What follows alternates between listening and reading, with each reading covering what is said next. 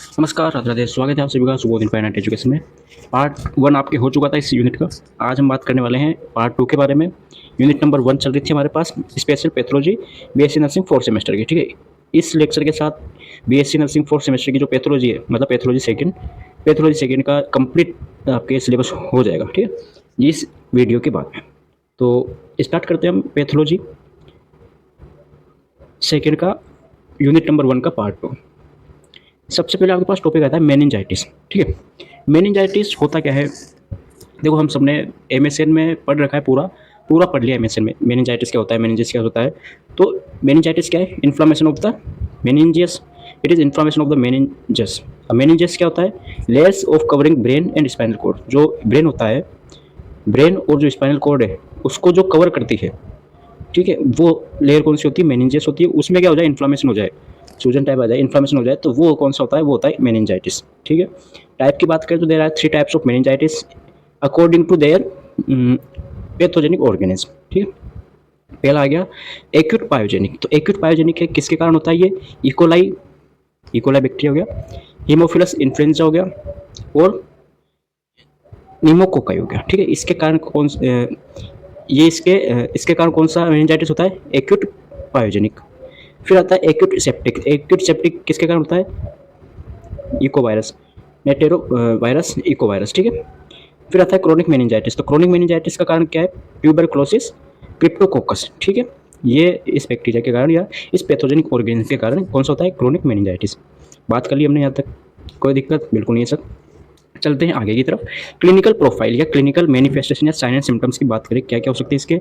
Fever हो गया, severe headache हो गया, ठीक है, वोमिटिंग, नेक रिजिडिटी, कन्वर्सेंस, स्टूपर कोमा हो गया, ठीक है।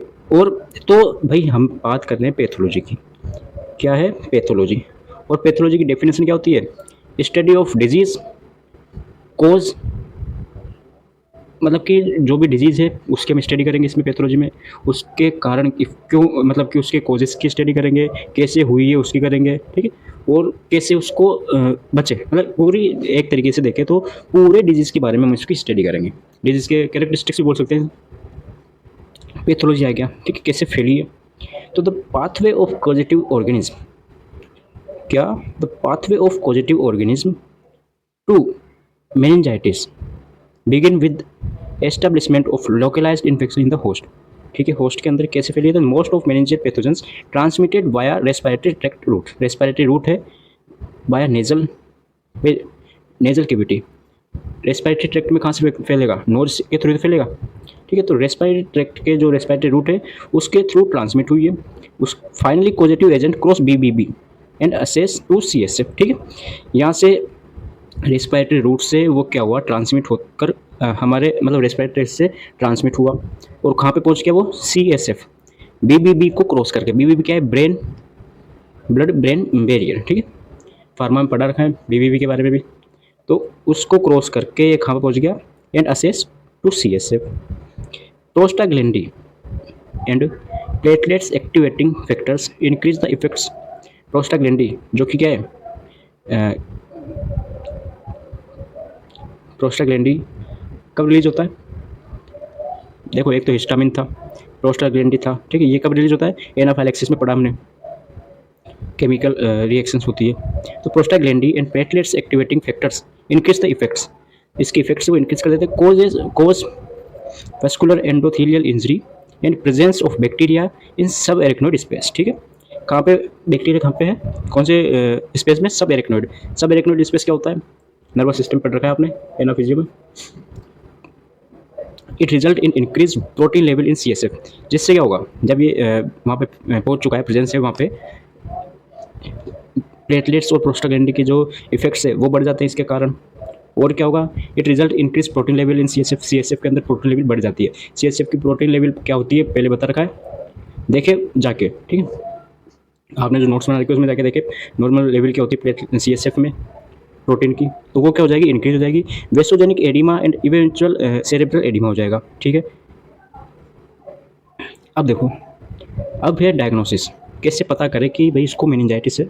तो अब नॉर्मल सी एस एफ से हम पता करेंगे, C S F finding in bacterial meningitis, C S F से हम देखेंगे मेनिंजाइटिस के बारे में। अब इसकी नॉर्मल रेंज तो मैंने आपको बता रखी है, ठीक है, नॉर्मल रेंज तो आपको बता रखी है। सी एस एफ एनालिसिस किया था हमने यूनिट नंबर 2 में, देखे इसके आगे के यूनिट में, तो उसमें बता रखा है सी एस एफ एनालिसिस में अगर नॉर्मल से क्या क्या चेंजेस हो जाए तो मेनिंजाइटिस होने के चांसेस रहते हैं। तो क्या क्या चेंजेस हो सकते हैं? एपीरियंस क्लाउडी हो जाती है, जबकि नॉर्मल में क्या था, क्लाउडी नहीं थी। C S F pressure increase हो जाए, प्रोटीन लेवल भी इंक्रीज हो जाए। क्यों? क्योंकि यहाँ पे हमने देखा प्रोटीन लेवल क्या हो गई, इंक्रीज हो गई। शुगर कंटेंट डिक्रीज हो जाए, शुगर क्या हो जाए, कम हो जाए। और बैक्टीरियल स्टडी डिमॉन्स्ट्रेबल, ठीक है भाई। आप नॉर्मल रेंज देखिए, नॉर्मल रेंज के बाद में ये देखिए, अगर ये आपको देखने को मिल रहा है तो मेनिंजाइटिस फाइंडिंग है, मेनिंजाइटिस है वो सी एस एफ से हम डायग्नोस कर सकते हैं। नेक्स्ट आता है मेनिंजियोमा। क्या आता है? मेनिंजियोमा। अब मेनिंजियोमा क्या होता है भाई? तो सर मेनिंजियोमा क्या होता है? Meningioma is the most common primary brain tuber. क्या है? ब्रेन ट्यूबर है। क्या होता है ये? अराइजिंग फ्रॉम एरिकनोइड मैटर, ठीक है, आगे समझ में। It is often attached to dura mater and grow along external surface of brain, ठीक है। इट अकर फ्रॉम कौन सी एज में ज़्यादातर होने के चांसेस है? 30 to 50 years and is more common in females. Female में ज़्यादा देखने को मिलता है। कौन? ब्रेन ट्यूमर को क्या बोलते हैं? मेनिंजियोमा बोलते हैं, ठीक है। फिर एक आता है पास cerebrovascular stroke, CVS। CVS cardiovascular system नहीं, यहाँ पर है सेरेब्रोवेस्कुलर स्ट्रोक। तो cerebrovascular stroke also called stroke, stroke बोलते हैं, और सेरेब्रोवेस्कुलर एक्सीडेंट, CVA भी बोलते हैं इसको, is third leading cause of death in the world, ठीक है। Third leading cause of death मतलब कि पूरे ओवरऑल वर्ल्ड में जितनी डेथ हो रही है उसमें इसका स्थान कौन सा है? तीसरा। मतलब इससे इसका स्थान कौन सा है? तीसरा है, ठीक है sir. CVS cerebrovascular stroke is caused by sudden death of some brain cells. क्या होता है इसमें? इसमें होता क्या है? इसमें क्या है कि जो ब्रेन सेल्स है उसकी सडन डेथ हो जाती है, डेड हो जाती है ब्रेन सेल्स। ड्यू टू क्यों होती है? Due to lack of oxygen, oxygen की कमी के कारण ब्रेन सेल की क्या हो जाती है? डेथ हो जाती है। कब? When the blood flow to the brain is impaired by blockage और rupture of artery in the brain, ठीक है। उसको क्या बोलते हैं? हेमरेज बोलते हैं। और इस्चेमिया, आपने एम पढ़ा, पढ़ा है, एम फर्स्ट में पढ़ा हमने, तो उसमें हमने क्या देखा था एम में कि टिश्यू तक क्या नहीं पहुंच रही थी? टिश्यू तक क्या नहीं पहुंच रही थी? टिश्यू तक सर ऑक्सीजन नहीं पहुंच रही थी वाया ब्लड के थ्रू ऑक्सीजन नहीं पहुंच रही थी। क्यों नहीं पहुंच रही थी? क्योंकि उसमें वो इस्चेमिया हो गया था। क्या हो गया था? ब्लॉकेज हो गई थी, आर्टरीज वगैरह है वो ब्लॉकेज हो गई थी, इसलिए वो पहुंच नहीं थी। वही बात यहाँ पर है, इस्चेमिया हो गया है, ब्लॉकेज हो गई है, और आर्टरी क्या हो गई? रप्चर हो गई है, ठीक है, आर्टरी है वह नष्ट हो गई है, तो ऑक्सीजन नहीं पहुंच पा रही है ब्रेन सेल तक, और ब्रेन सेल क्या हो गई? डेड हो गई, और डेड हो गई तो स्ट्रोक हो गया, और स्ट्रोक हो गई तो पेशेंट की डेथ हो चुकी है, ठीक है। टॉपिक आता है आपके पास एनसेफेलाइटिस। एनसेफेलाइटिस क्या होता है? Encephalitis is an acute inflammation involving the brain tissue. Brain tissue है उनमें क्या हो जाए? इन्फ्लामेशन हो जाए। अब इंसेफेलाइटिस है वो अगर मेनिंजियस के साथ हो तो उससे हम क्या बोलेंगे? मेनिंजियो एनसेफेलाइटिस, ठीक है। नेक्स्ट आपके पास आता है ग्लियोमास। ग्लियोमास क्या है? They are the most common primary CNS tumour both in adults and children, ठीक है। अडल्ट्स और चिल्ड्रन है उसमें ज़्यादातर जो CNS का जो ट्यूमर देखने को मिलता है वो ग्लियोमास होता है। These arise from glial cells, ठीक है। हमने न्यूरॉन पढ़ा, ठीक है, न्यूरॉन पढ़ा, नर्वस सिस्टम पढ़ा, तो उसमें हमने देखा था ग्लियल सेल क्या होती है। तो ग्लियल सेल में ट्यूमर होता है, वो ग्लियोमास होता है। They infiltrate into adjacent normal brain so they can't be removed completely by surgery. इसको हम सर्जरी के थ्रू पूरी तरीके से हटा नहीं सकते, ठीक है। अब आप बोलोगे सर ये बस आप तो थोड़ा थोड़ा बता रहे हो, इसके बाकी के कोजेज, एटियोलॉजी, डायग्नोसिस, इवोल्यूशंस, तो भाई वो हम क्या MSc में पढ़ेंगे, ठीक है, वो कंप्लीट हम MSc में पढ़ेंगे। यूनिट नंबर किस में? 6th, यूनिट नंबर 6 में पढ़ेंगे हम MSc सेकेंड में। तो इसीलिए फिर आप बोलोगे सर वहाँ भी पढ़ लिया, यहाँ पढ़ लिया, तो इसलिए वहाँ पढ़ेंगे इसको पूरा डीपली। तो अभी आप ऊपर ऊपर से देख लीजिए जो इम्पोर्टेंट है था, ठीक है, जो इम्पोर्टेंट था मेनिंजाइटिस उसको मैंने यहाँ पे पूरा बता दिया, वहाँ भी हम पूरा पढ़ेंगे, ठीक है। आगे आता है हमारे पास रीनल कार्सिनोमा। रीनल कार्सिनोमा क्या है, ये भी एक इम्पोर्टेंट टॉपिक है। Renal carcinoma they constitute 1 to 3% of all visceral tumours, ठीक है, 1 से 3% जो भी विसरल ट्यूमर है। It is the most common form of malignant renal tumour. Most common form होती है ये रीनल कार्सिनोमा की।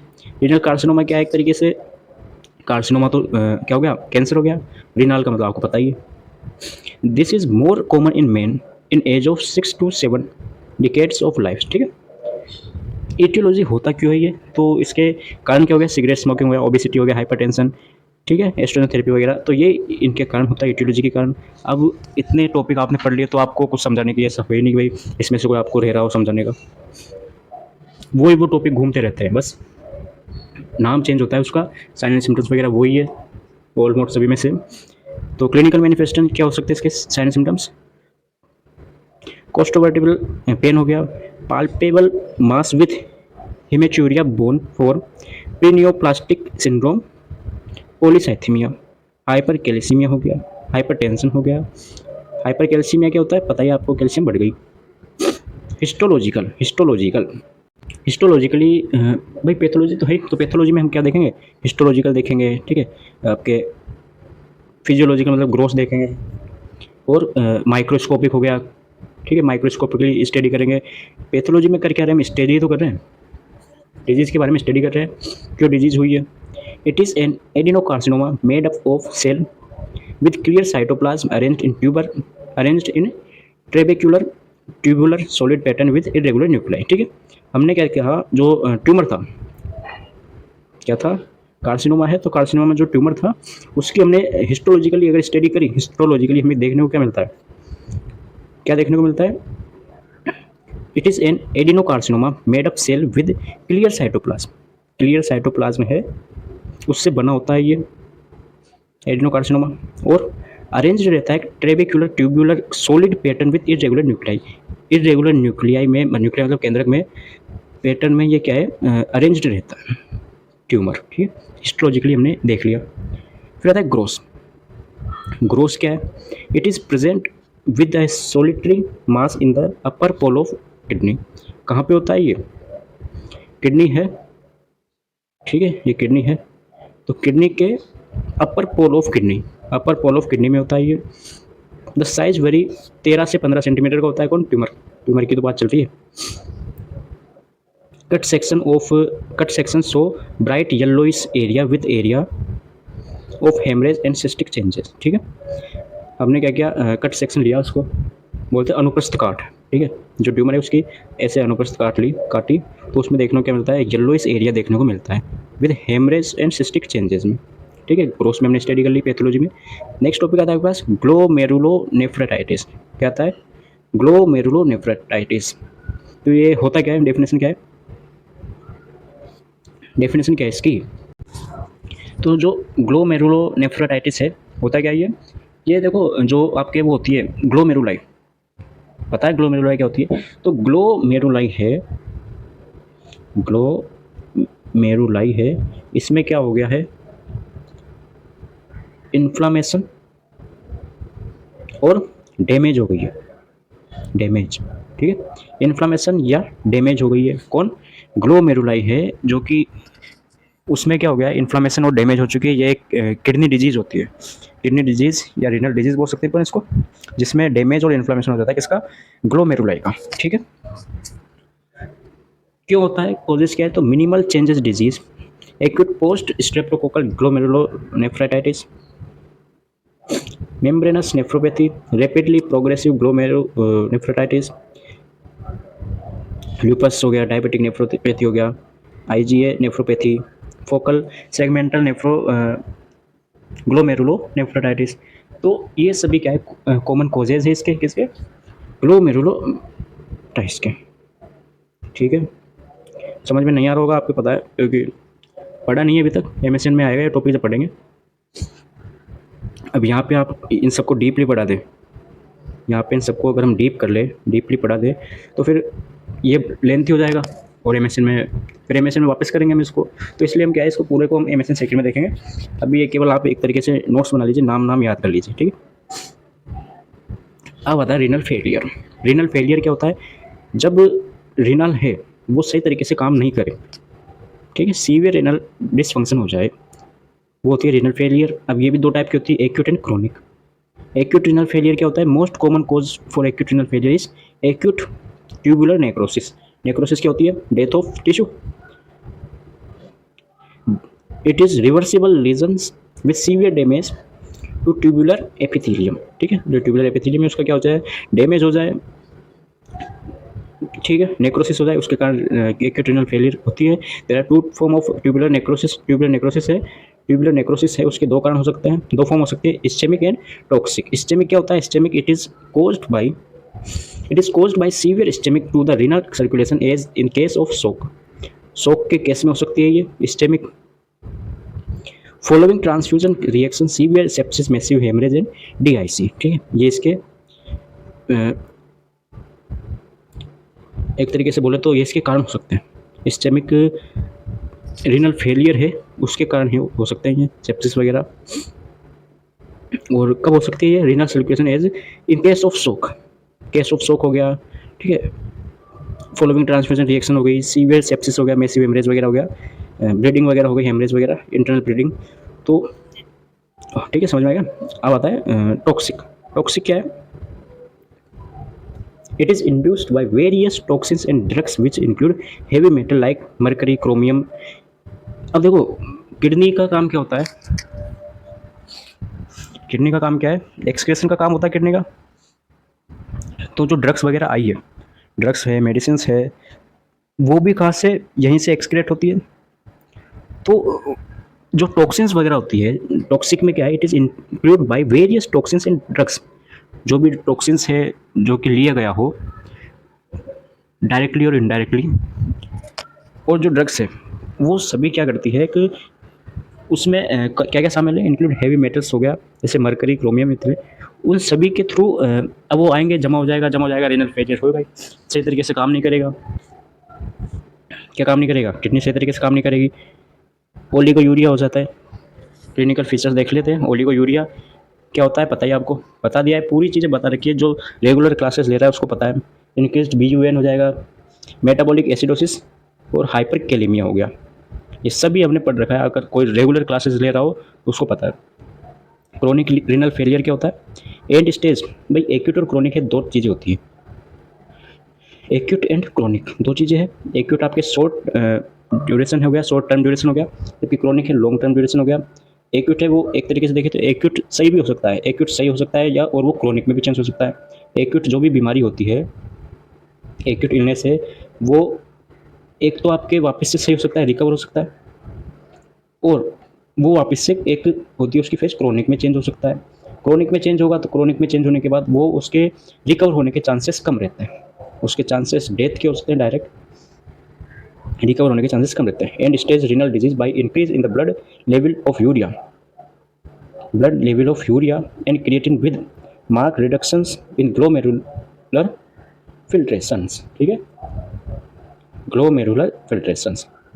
हुआ क्या है, एंड स्टेज है किसकी, रीनल डिजीज़ की, जिसमें क्या होता है, जो ब्लड लेवल है, यूरिया की ब्लड लेवल है, वो इंक्रीज हो जाती है। क्या हो जाती है, इंक्रीज हो जाती है। नेफ्रॉन की स्टडी आपने कर रखी है, नेफ्रॉन की आपने स्टडी कर रखी है, PCT DCT वगैरह पढ़ी रखा है आपने।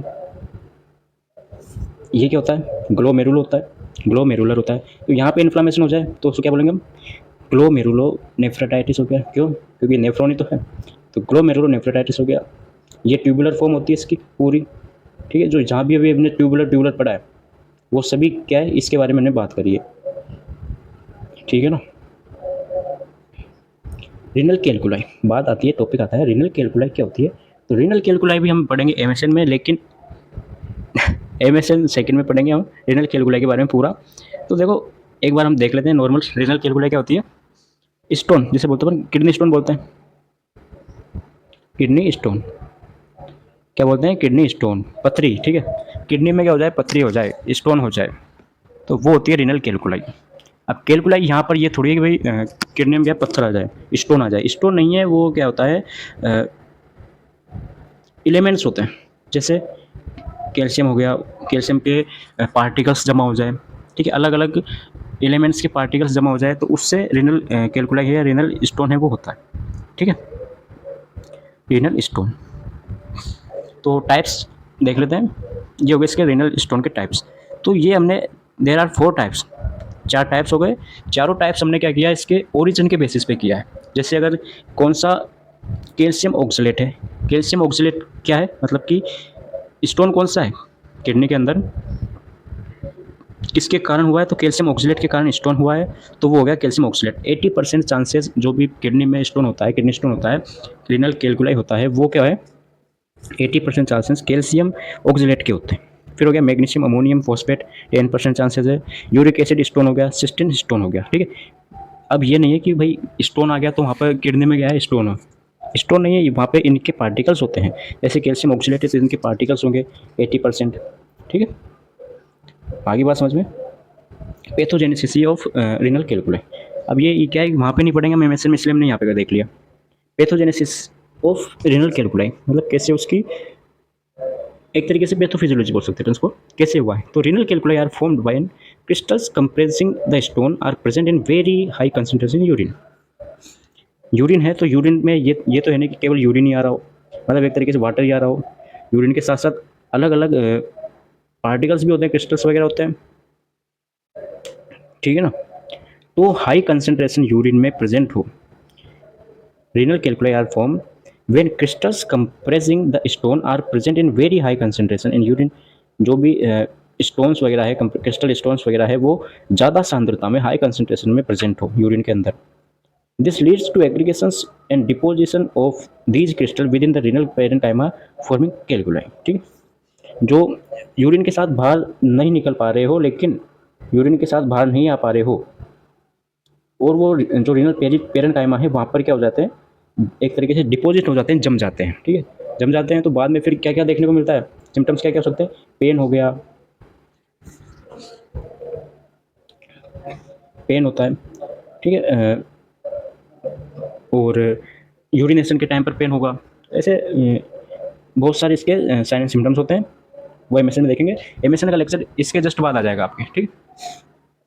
रीनल एडिमा, रीनल एडिमा क्या होता है, एडिमा मतलब सूजन एक तरीके से। Oedema is defined as the abnormal accumulation of the fluid, accumulation abnormal fluids in the interstitial space of the body, ठीक है। ये होता है एडिमा, मतलब कि फ्लूइड बढ़ जाए, फ्लूइड जमा हो जाए, फ्लूइड एबनॉर्मल फ्लूइड है वो एक्यूमुलेट हो जाए बॉडी के अंदर। This leading causing of renal oedema or nephrotic and nephritis syndromes. इसके कारण हो सकता है, वो भी हमने बात कर ली, ठीक है। तो इसी के साथ आपके ये यूनिट कंप्लीट होती है। बीएससी नर्सिंग 4th सेमेस्टर की पैथोलॉजी आपके कंप्लीट होती है, ठीक है। लेक्चर कैसा लगा, जो अब ये बात दिमाग में बिल्कुल नहीं लाना कि भाई आधा आधा टॉपिक पढ़ा रखा है, जो टॉपिक यहाँ पे नहीं है वो हमने पहले पढ़ लिया या फिर हम पढ़ेंगे आगे, ठीक है, एमएसएन वगैरह पढ़ेंगे। तो कंप्लीट आपके पैथोलॉजी कंप्लीट होती है, पैथोलॉजी सेकंड, इस लेक्चर के साथ। इससे ज़्यादा आपको कुछ पढ़ना नहीं है। मिलते हैं नए लेक्चर में, नए टॉपिक के साथ, नए सब्जेक्ट्स में, ठीक है। राधे राधे।